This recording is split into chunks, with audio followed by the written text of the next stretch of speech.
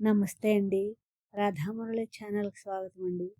ఓం శ్రీ మహాగణాధిపతయే నమః. శ్రీ గురుభ్యో నమః. శ్రీమాత్రే నమః. మూక పంచశతి పాదారవింద శతకం 11, 12 శ్లోకాలండి. జటాలామంజీర స్ఫురదరుణరత్నాం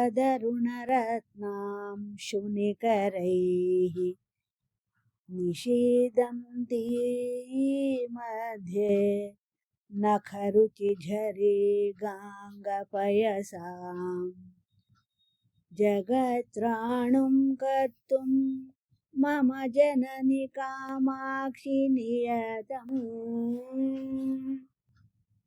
తపశ్చార్యాం ధత్తే తవ చరణి పాథో జయుగళి.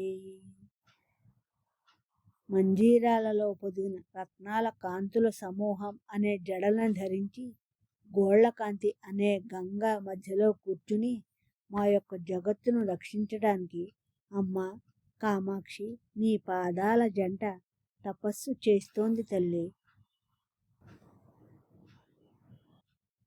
తులాకోటి ద్వంద్వ వణిత ఫణిత భీతివచసోః